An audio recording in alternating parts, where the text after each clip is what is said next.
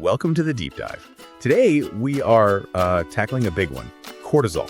Everyone calls it the stress hormone. That's right. And we're going to be digging into it using a health guide from Blood Test UK. Right. And it's interesting because they really focus on services in specific areas, like Sittingbourne and Kent. They do. So it gives us a great local lens on this, wider topic of health screening. So our mission today is simple.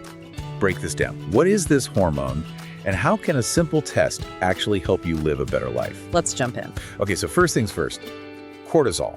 In simple terms, what are we talking about here? Think of it as your body's internal alarm system. It's made by the adrenal glands. The ones that sit on top of your kidneys. Exactly. And its main job is to help your body handle stressful situations. But really, it's about keeping everything in balance, homeostasis. So it's not just for, running from a tiger. It's for everyday balance. It is.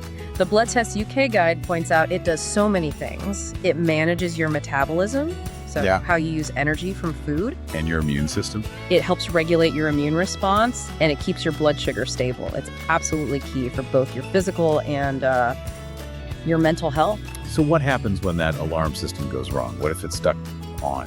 Well, if your levels are too high for too long, that can lead to things like Cushing syndrome. And that means what for the average person? We're talking about things like weight gain, high blood pressure, and even a higher risk of diabetes. And what about if the levels are too low? That's a different problem, but just as serious.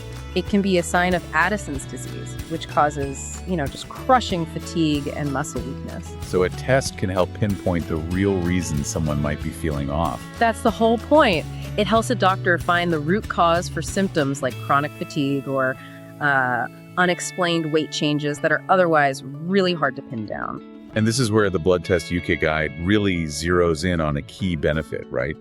The idea of early detection. It's a huge win. Honestly, it's about stopping a small issue from snowballing into a big chronic illness. Preventing it from getting worse. Exactly. When you catch an imbalance early, you can better manage long-term conditions linked to stress, like obesity or hypertension. But it's not just about avoiding disease, is it? The guide mentions quality of life. Oh, absolutely. That's probably the biggest benefit. When cortisol is balanced, people just feel better. They report more stable moods, less anxiety, better sleep. Find energy. Just more vitality in general. And that's what Blood Test UK aims to help people achieve with their testing services.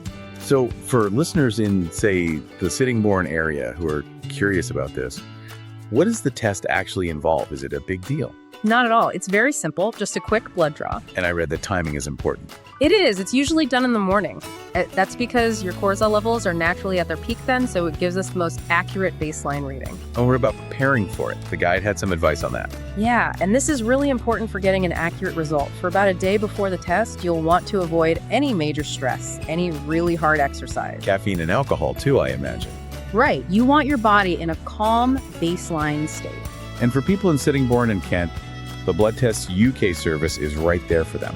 That's the idea, making it local and accessible with, structured methods to make sure it's comfortable and the results are reliable. So to wrap this all up, testing is clearly a powerful tool. But what about day-to-day life? Well, that's the other half of the equation, management.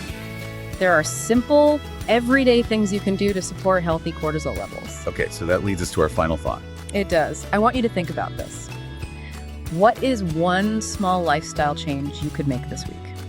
Maybe it's getting to bed 30 minutes earlier, or trying a 5-minute mindfulness exercise. Or even just some gentle yoga or a walk. Exactly, something simple. What one thing could you try this week to help keep that stress hormone in check, no matter what a test might say?